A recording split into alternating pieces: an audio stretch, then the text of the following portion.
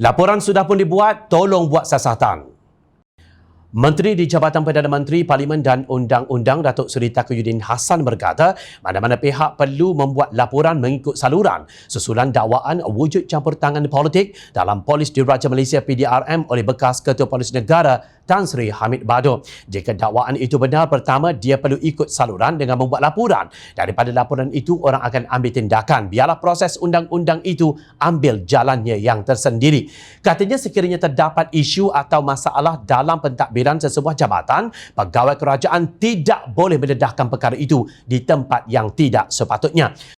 Mereka sepatutnya mendedahkan isu atau masalah yang dihadapi di dalam mesyuarat di peringkat kementerian Suruhanjaya, dan adalah tidak wajar untuk seorang pegawai kerajaan kononnya mendedahkan perkara ini di dalam media sosial.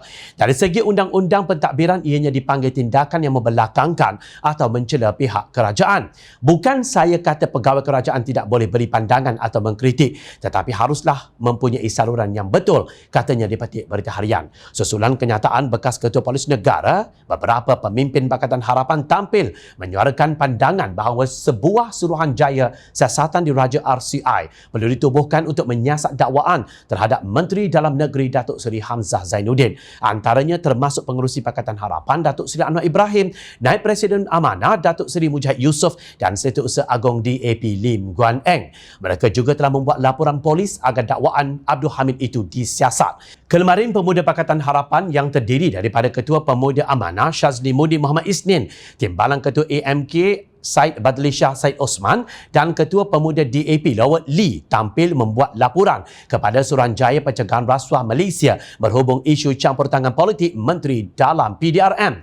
Ketua Pemuda Pakatan Harapan Syazli Mudi Muhammad Isnin berkata pihaknya mengemukakan laporan berhubung 3 isu mutakhir ini membabitkan kenyataan Abdul Hamid Bado dan Hamzah Zainuddin. Pertama, mereka membuat aduan berkenaan kenyataan Abdul Hamid berhubung dakwaan amalan rasuah dalam perbuatan lompat parti oleh ahli politik. Kedua, isu penyalahgunaan kuasa berhubung pelantikan penjawat kanan budak kita.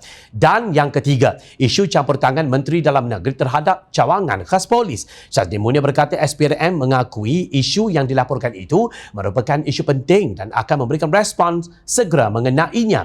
Kita menggesa SPRM untuk menyiasat dakwaan serius oleh Abdul Hamid. Dia bukan calon-calon orang tetapi bekas IGP, dan kita rasa dakwaan olehnya ada merit yang perlu dipandang serius oleh pihak berkuasa, khususnya SPRM. Katanya, pemimpin Pemuda Pakatan Harapan berkata kenyataan Hamzah dalam rakaman perbincangan pelantikan budak kita dalam pasukan polis adalah sangat tidak wajar. Mereka juga menuntut menteri terlibat perlu digantung tugas bagi membolehkan siasatan dibuat secara adil dan telus. Secara keseluruhannya, Pemuda Pakatan Harapan membuat laporan SPRM kerana mahu memastikan maruah accountability dan integriti PDRM dikembalikan. Nah, cabaran Taqiyuddin itu disambut dengan penuh tanggungjawab oleh Pemuda Pakatan Harapan. Tak rasa malu ke apabila anak muda nampak segala kebejatan kalian? Sedangkan sepatutnya pemimpin yang lebih tua, usianya lebih matang dan harus menjadi pembimbing kepada anak muda. Sekarang apa lagi alasan kamu, Taqiyuddin Hassan? Jangan lupa rakyat sentiasa mendengar dan sentiasa memerhati.